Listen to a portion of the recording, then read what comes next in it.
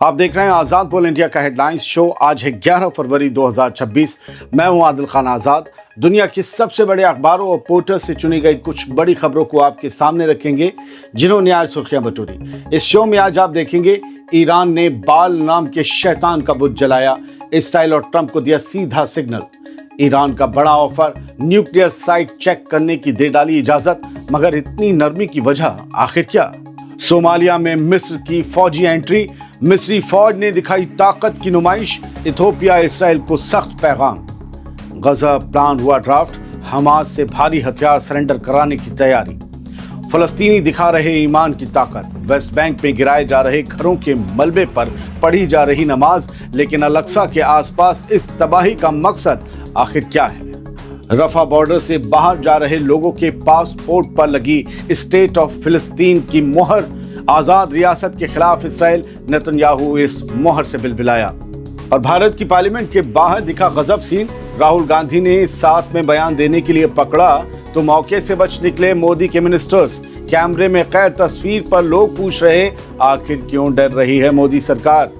शुरुआत करते हैं इस शो की। ईरान में इनकलाब की सालगिरह के जश्न के दौरान तेहरान की सड़कों पर एक और तेज सीन देखने को मिला, जब कुछ प्रोटेस्टर्स ने या रैली में शामिल कुछ लोगों ने बाल नाम की एक मूर्ति को, एक बुत को आग लगा दी, जिसे बुराई के अलामती किरदार की तरह दिखाया गया था।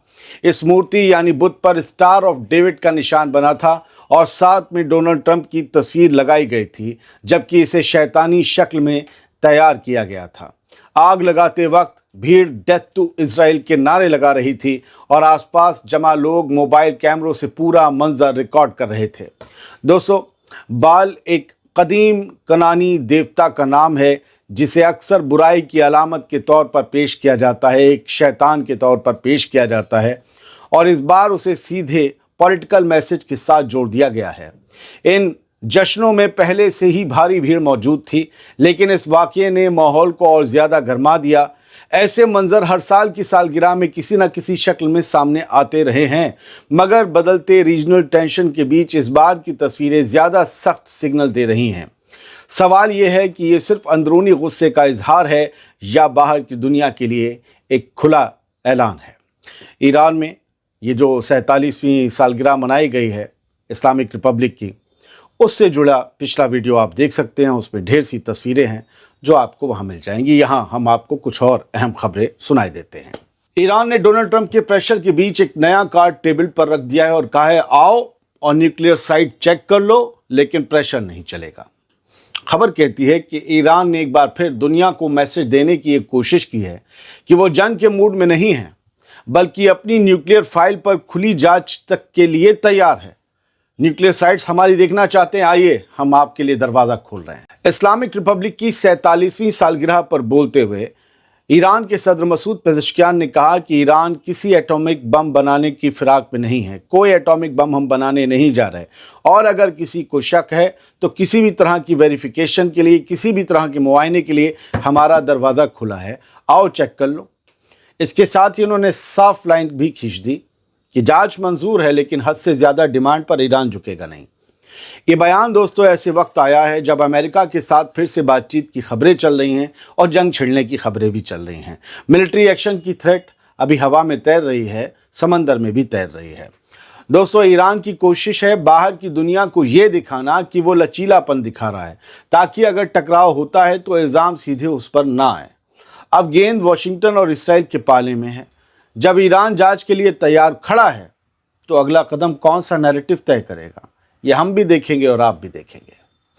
सोमालिया में अपनी फौज भेजकर मिस्र पहले ही इथोपिया और इसराइल को सख्त सिग्नल भेज चुका था।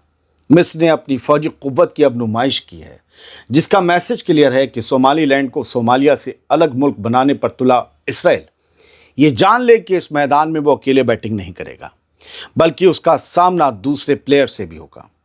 दोस्तों, ये तस्वीरें 10 फरवरी की हैं जो अब सामने निकल कर आई हैं। सोमालिया मिशन के नाम पर मिस्र ने एक खुला फौजी डिस्प्ले किया है, और ये सिर्फ पीस कीपिंग की कहानी नहीं लगती। काहिरा में मिस्र के डिफेंस मिनिस्टर अब्दुल मजीद सक्र और सोमालिया के प्रेसिडेंट हसन शेख महमूद ने अफ्रीकन यूनियन मिशन के लिए जा रही मिस्री फोर्स की फॉर्मेशन खुद देखी। इस दौरान चीफ ऑफ स्टाफ अहमद खलीफा और टॉप कमांडर भी मौजूद थे। यानी पूरा सीन एक पॉलिटिकल मैसेज जैसा था, सिर्फ रूटीन सेरेमनी नहीं। ब्रीफिंग में यह बताया गया कि मिस्र की फोर्स पूरी कॉम्बैट रेडीनेस के साथ भेजी जा रही है। अलग अलग branch, special units, vehicle display, field training, सब कुछ कैमरों के सामने था। आप साजो सामान देख रहे हैं, जहाज, हेलीकॉप्टर, टैंक्स, गाड़ियां, फौजी, सब मिस्र के हैं।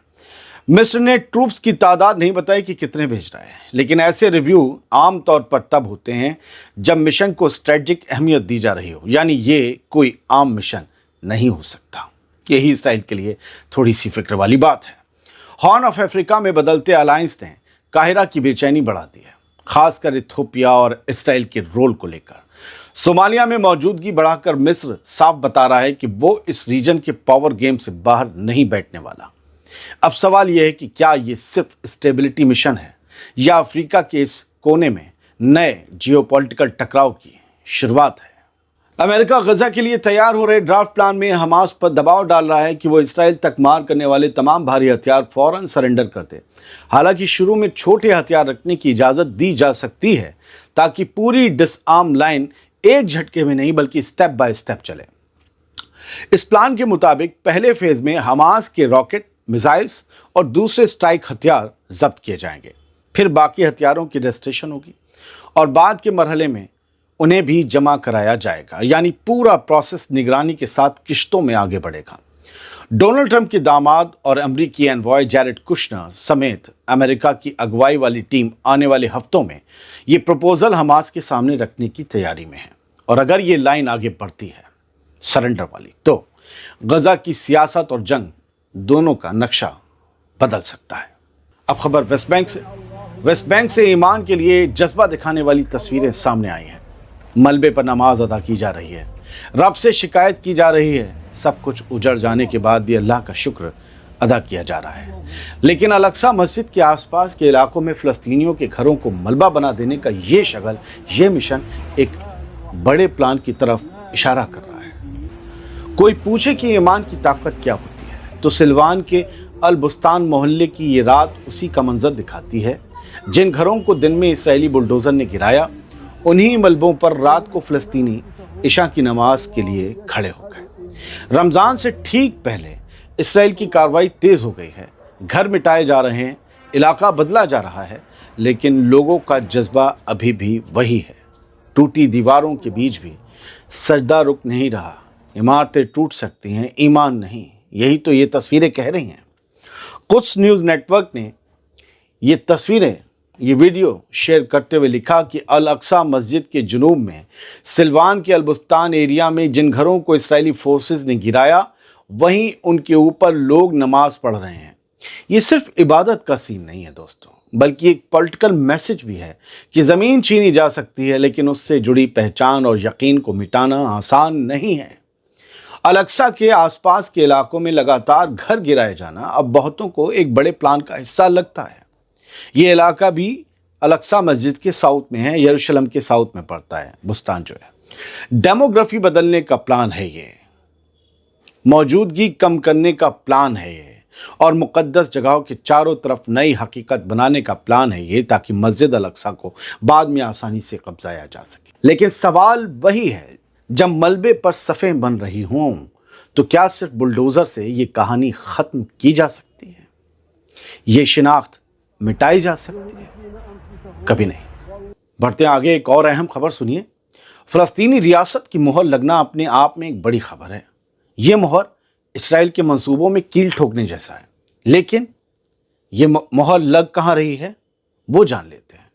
एक इसराइली रिपोर्ट के मुताबिक कल की इसराइली कैबिनेट मीटिंग में शिन बेत के चीफ ने कंफर्म किया कि रफ़ा क्रॉसिंग से गुजरने वाले मुसाफिरों यानी गजा के लोगों के पासपोर्ट पर जो स्टैंप लग रही है, उस पर स्टेट ऑफ पैलेस्टाइन यानी फ़लस्तीनी रियासत लिखा है, और ये पासपोर्ट फ़लस्तीनी अथॉरिटी से जुड़े हुए हैं।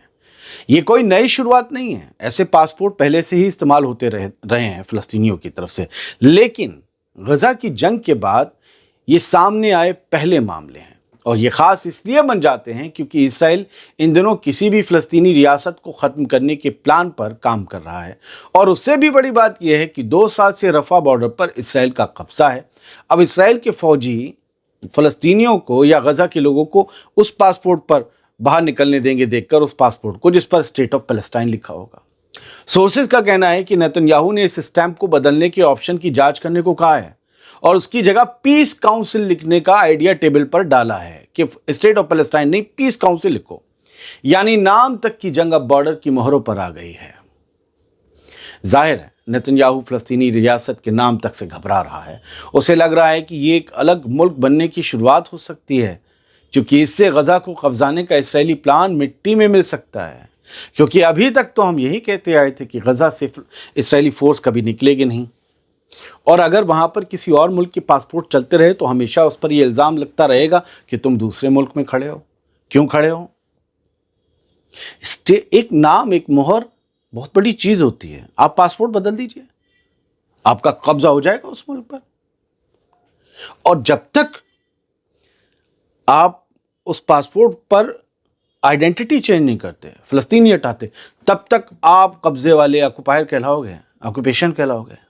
यही तो, एक नाम में, एक लफ्ज में बड़ा पेच होता है सब। बढ़ते हैं आगे। मोगादिशु के किनारे एक प्लेन क्रैश हो गया और टेक ऑफ के मिनटों बाद ही यह हादसा हुआ। उसकी तस्वीर आपके सामने है। सोमालिया की कैपिटल है मोगादिशु। इसके बाहर समंदर के किनारे पर एक फोकर 50 प्लेन टेक ऑफ के कुछ देर बाद ही क्रैश हो गया। ये plane Star Sky company operate कर रही थी और ये सोमालिया में रजिस्टर्ड था। अच्छी खबर ये रही कि तमाम पैसेंजर्स को महफूज हालत में बाहर निकाल लिया गया और किसी के भी जख्मी होने की कोई खबर नहीं है। आज भारत की पार्लियामेंट के कॉम्प्लेक्स में अजीब सीन बन गया जब लीडर ऑफ ऑपोजिशन यानी विपक्ष के नेता राहुल गांधी बजट स्पीच के बाद मीडिया से बात करने पहुंचे और वहां पहले से खड़े मोदी हुकूमत के मिनिस्टर अश्विनी वैष्णव और प्रहलाद जोशी को मुस्कुराते हुए साथ खड़े होकर बाइट देने की दावत दे दी राहुल ने। लेकिन कैमरे के सामने एक साथ खड़े होने के बजाय दोनों मोदी मिनिस्टर वहां से निकलते दिखे। दोनों ही मिनिस्टर राहुल गांधी पर बिना सबूत के इल्जाम लगा रहे थे मीडिया वालों के सामने, क्योंकि मामला एप्स्टीन फाइल से जुड़ा हुआ है। जब राहुल ने कहा आइए आइए इस मुद्दे पर साथ बात करते हैं, तो फिर दोनों को वहां से निकलते हुए देखा गया। ये तो अजीब बात हो गई। जिस पर इल्जाम लगा रहे हो वो सामने आके खुद कह रहे, तो फिर हाथ कंगन को आरसी किया। वीडियो में साफ दिख रहा है कि राहुल गांधी बार बार कह रहे हैं कि आइए ना, साथ में बोलते हैं ना, जो कहना है सामने कहिए। लेकिन मिनिस्टर अपने बयान बीच में रोककर आगे बढ़ गए, जिसके बाद सोशल मीडिया पर यह सवाल घूम रहा है कि अगर मोदी के मिनिस्टर्स के इल्जाम इतने पक्के थे तो साथ खड़े होकर दोहराने में हिचक क्यों हुई भाई? ये छोटा सा वाकया अब सियासी बहस बन चुका है, क्योंकि अपोजिशन इसे सीधी बहस से बचने की कोशिश बता रहा है, जबकि हुकूमत की तरफ से अभी तक इस पूरे सीन पर कोई ठोस रिएक्शन सामने नहीं आया। रिएक्शन आ गया होगा, ठोस रिएक्शन सामने नहीं आया है। और पार्लियामेंट के बाहर की ये टक्कर अंदर की सियासत का नया ट्रेलर मानी जा रही है। कांग्रेस की एमपी प्रियंका गांधी ने कांग्रेस लीडर राहुल गांधी का एक वीडियो शेयर किया है, जिसमें राहुल कह रहे हैं कि अमेरिका के न्याय विभाग यानी जस्टिस डिपार्टमेंट के पास एप्स्टीन से जुड़ी कई फाइलें हैं, जिनमें इंडिया के हरदीप पुरी मिनिस्टर और अनिल अंबानी के बिजनेसमैन के नाम हैं। अडानी का केस चल रहा है, उसमें समन आए हैं। सरकार ने 18 महीने से कोई जवाब दिया नहीं है। प्रधानमंत्री पर सीधा दबाव है। प्रधानमंत्री ने डेटा, ऊर्जा सुरक्षा, रक्षा और किसानों के मामले में जो किया है, बिना दबाव के कोई भी प्रधानमंत्री ऐसा नहीं करेगा। ये राहुल के इल्जाम है। यानी राहुल गांधी का कहना है कि भारत के प्राइम मिनिस्टर, भारत की हुकूमत बेहद दबाव में है और एप्स्टीन फाइल में आए नामों के प्रेशर में ऐसे सौदे कर रहे हैं जो भारत और उसके सिटीजन्स के खिलाफ हैं। ये राहुल गांधी का पूरा इल्जाम है। हम उसका स्क्रीनशॉट दिखा रहे, बाइट पता नहीं किसकी हो। बहुत बहुत शुक्रिया। सलामत रहिए, खुश रहिए।